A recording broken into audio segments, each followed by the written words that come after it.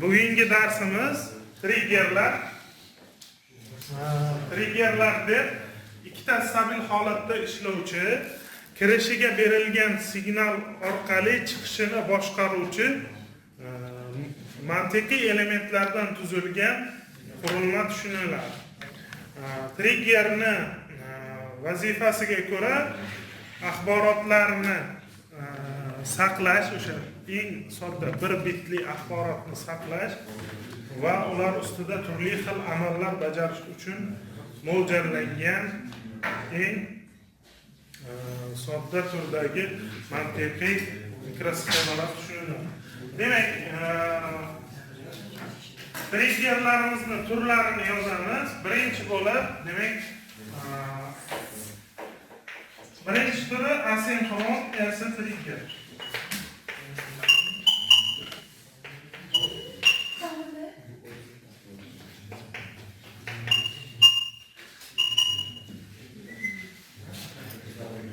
İkinci sinxron RC trigger.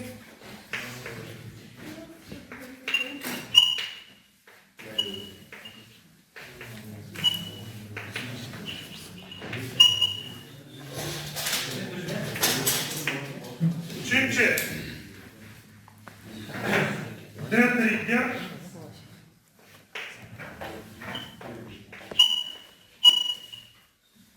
Dördüncü T-trigger.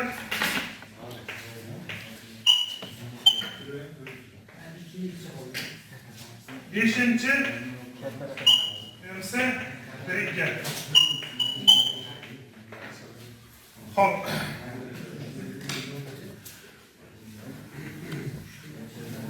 Demek RC degani reset set so'zlaridan olingan, D degani data so'zidan olingan, T degani time so'zidan va hokazo. Hop, bularni vazifasidan kelib chiqib xuddi shunday nom berilgan. Demak, eng sodda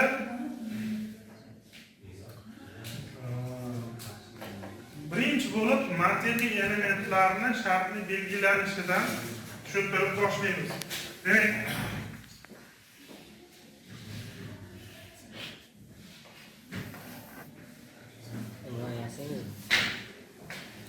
mantiqiy elementni nomi nima edi? Mantiqiy qo'shish yoki amalini bajaradi. Ya'ni x1 kirish, x2 kirishni mantiqan qo'shadi. Haqiqatlik jadvalini bilamiz. Shunda ham yozib qo'yaman. Demak,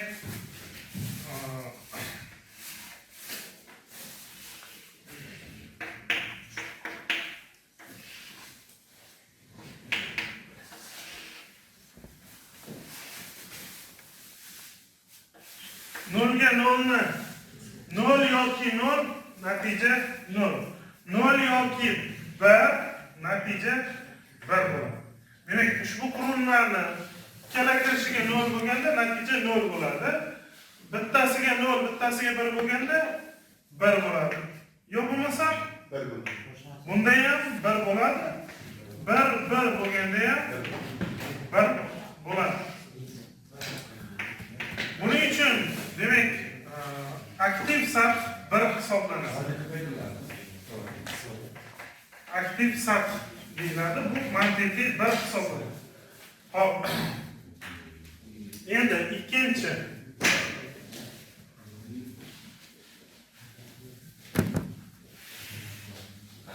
ikkinchi mantiqiy elementimiz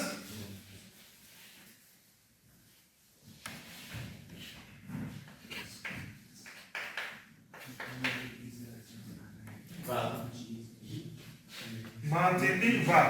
Aytyapsiz. Demak, bu x1 ko'paytirilgan x2 ni beradi mantiqiy. Demak, buni ham haqiqatlik jadvalini chizamiz.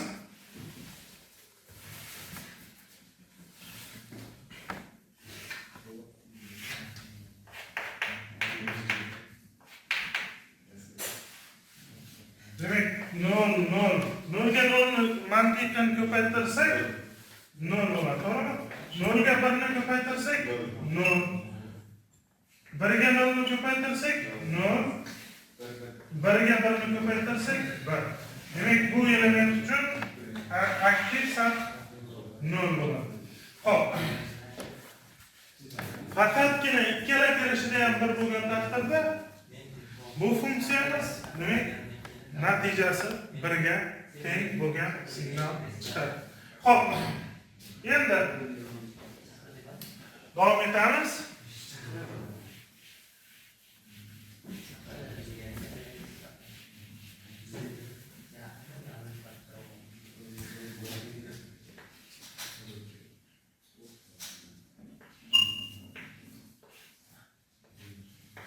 X1 kirish bo'lsa, demak natijamiz buni X1 ni inkori shunaqa belgilanadi. Demak, bu mantiqiy yo'q.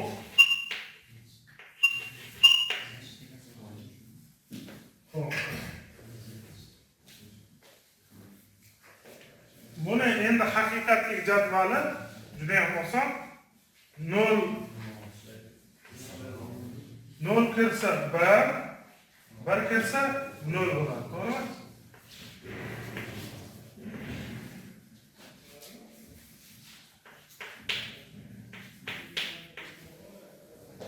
Xo'p. Endi ba'zidir bu mantiq asoslari deyiladi, asos elementlari deyiladi.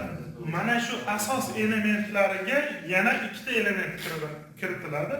Sheffer va Peirce elementlari. Bularni demak sxemada shartli belgilanishini siz ko'rsataman.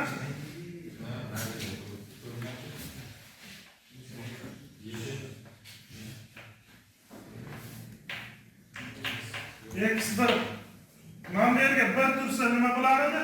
Mana buni belgisini qoldirib ketibmiz. Nima edi? Ampersand, ha? Xo'p. Bu x1 minus x2 ning inkori. Bu ham mantiqiy asos element hisoblanadi. Chunki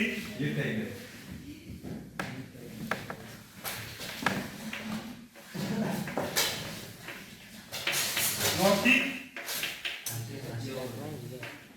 emas. Mantiq tamamı bunu yo'qamiz emas. Emas. Xo'p, yoki emas buning nomi. Demak, haqiqatlik jadvalini chizamiz.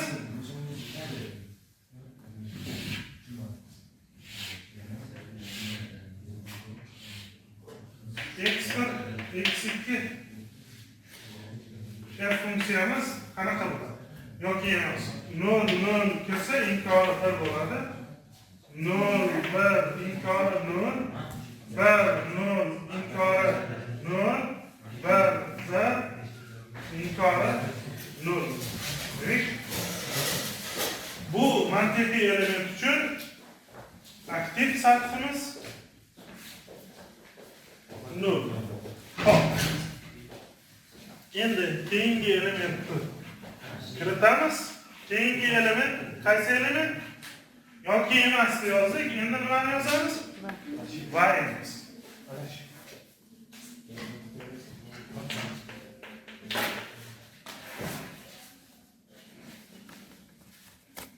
Shartli belgilanishi.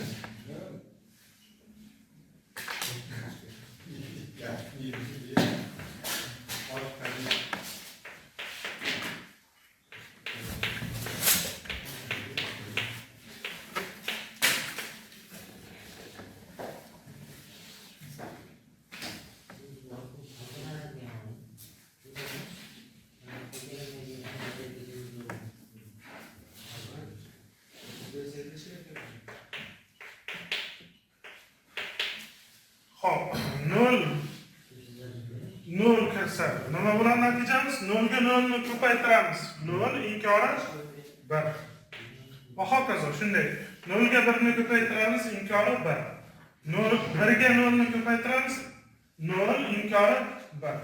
Va hokazo 1 ga 1 ni ko'paytiramiz, 0. Demak, ushbu mantiqiy elementlar mantiqiy asos hisoblanadi. Buning sababi demak asosiy mana bu Sheffer va Peirce elementlari yordamida istalgan mantiqiy funksiyani loyihalashimiz mumkin. Bitta o'sha misol uchun bizda emas yo bo'lmasa yoki elementi yo'q. Faqatgina bizda va emas bor. Mana shu va emasdan biri 100 ta bo'lsa, ana shu yordamida istalgan funksiyani loyihalashimiz mumkin bo'ladi. Ya'ni o'shaning uchun mantiqiy bazislar yoki mantiqiy asos elementlari deb mana shu ikkita Sheffer va Peirce elementlari hisoblanadi. Endi triggerlarga kelsak,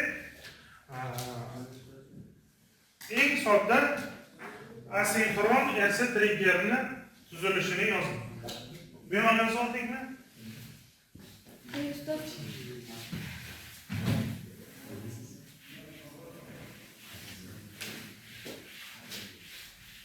Bu sizlarga takrorlash qismi edi. Hop. Davom etamiz. Asosiy mavzuni asosiy qismiga yetib keldik. Eng sodda ko'rinishdagi asinxron RC triggerni kristal sxemasini chizamiz. Demak,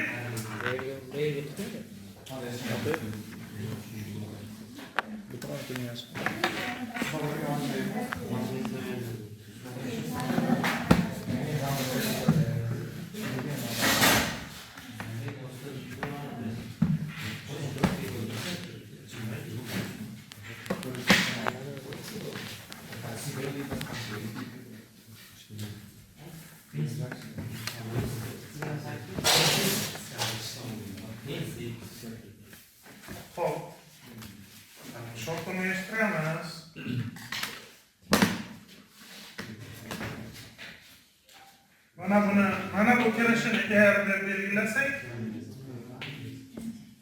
mana bu kirishini S deb belgilasak, mana bu chiqishini Q deb belgilasak, mana bu chiqishini Q inverse deb belgilasak. Hop. Nima bo'ladi? Demak, to'rt xil holat bo'lishi mumkin. Ya'ni impuls frontlarini, ikkala kirishdagi impuls frontlarini to'rt xil holatda bo'lishi mumkin. Demak, o'sha to'rt xil holatni qo'yib, mantiqan hisoblab ko'ramiz. Demak, eng birinchi qaysini qo'yib ko'ramiz? Aytaylik, R ga 0 kirish, S ga 1 kirish. Hisoblaymiz. Mana S kirishdan 1 kirdi. Mana bu Q'ning holati qanday bo'lishidan qat'iy nazar, buni natijasi nima bo'ladi? Chiqishi. Mantiqiy funksiyalar. Mana bundan 1 kiryapti. Mana bundan istalgan kirish kiryapti. Birga istalgan mantiqiy elementni qo'shsak, mana bu teoremaga asosan x plus 1 natijamiz nima bo'ladi? 1 bo'ladi. To'g'rimi? Endi bizning funksiyamiz qanaqa ko'rinishda? Inkori, to'g'rimi? 1 ning inkori 0. Demak, s kirishdan 1 kirganda bunda Q'ni qanaqa turishidan istalgan holatida yoki 0 turadimi yoki 1 turadimi? Mana bu chiqishimiz 0 bo'lar ekan. Hop. Endi mana bu kirish to'g'risida fikr yuritamiz. Oldin nima uchun fikr yurita olmadik? Sababi bu 0 edi. 0 bo'lgani uchun x plus 0 nimani beradi? X ni o'zini beradi. O'shaning uchun x noma'lum bo'lib qoladi. Demak, 0 kirganimizda 0 ga mana bu Q'ning holatini endi bilamizmi? 0 ga 0 ni qo'shsak 0 inkori 1 bo'ladi. Xo'p. Demak, biz R kirishga 0, S kirishga 1 berganimizda Q chiqishimiz 1, Q inverse chiqishimiz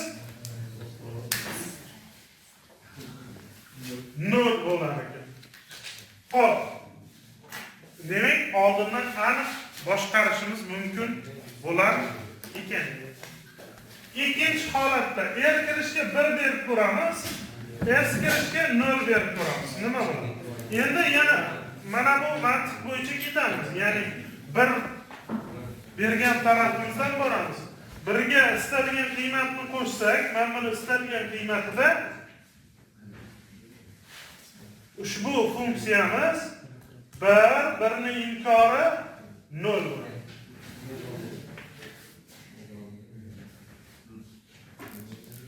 Xo'p, endi bunga 0 ga 0 ni qo'shsak 0 inkori 1 bo'lar ekan.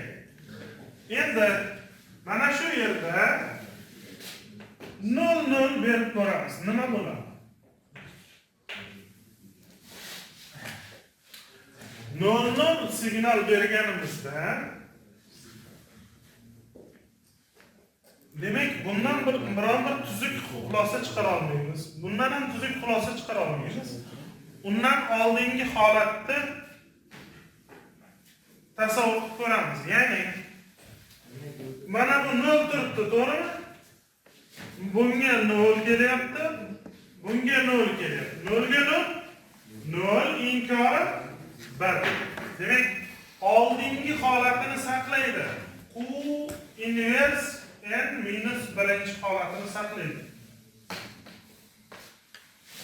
Xo'p, bunisini ko'ramiz. Bunda 1 turibdi. 1 ga 0 ni qo'shamiz. 1 inkori 0.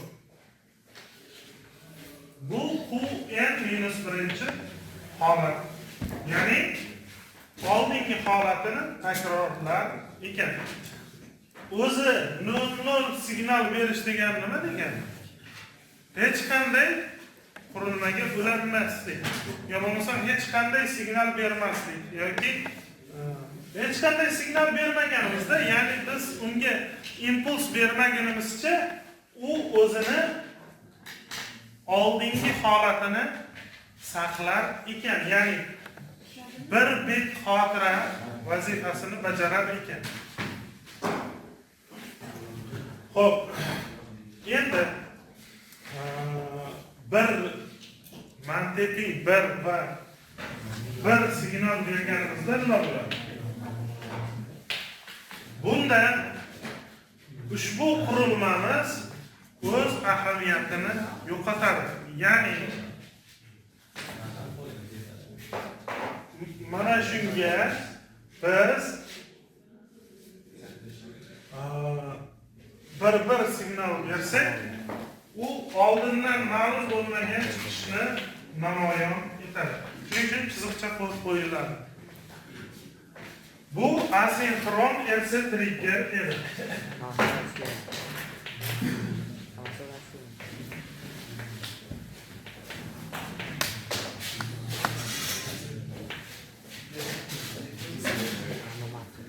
Endi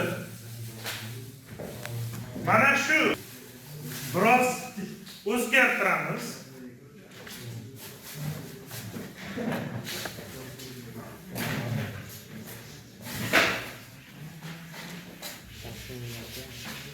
Ya'ni qo'shimchalar kiritamiz. Ya'ni hech qachon uni kirishiga, mana bu kirishiga bir signal kelmaydigan holatni hosil qilishga urinib ko'ramiz.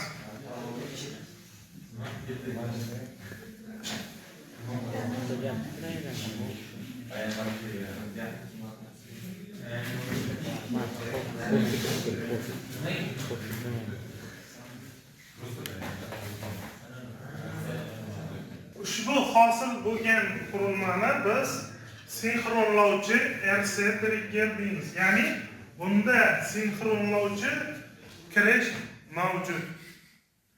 Ya'ni buni holatini o'zgartirishimiz uchun eng kamida sinxronlovchi kirishimiz 1 ga teng bo'lishi kerak.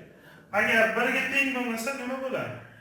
Ya'ni mana buni qiymati 0, to'g'rimi? Istalgan erni istalgan kirishida mana buni 0 ga aylantiraveradi. Mana bunda ham mana bu yerda S'ni qiymati 0 ga teng bo'lgani uchun S1 ni S' qiymati qanaqa bo'lishidan qat'iy nazar mana bu yerda mana bunimiz 0 ga aylanib turaveradi. Ya'ni qanaqa kirish bo'lishidan qat'iy nazar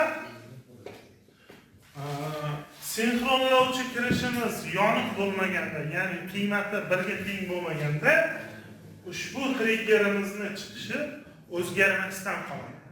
Mana bu triggerning nomi bu sinxron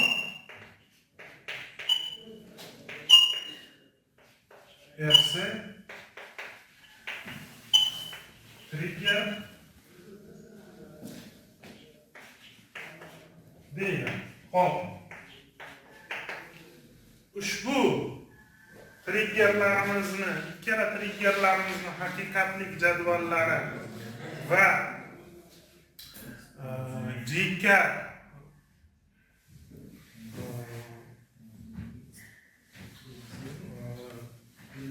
D trigger MC trigger barisini keyingi darslarda ko'rib o'tamiz. Shu o'rinda eslatib o'taman.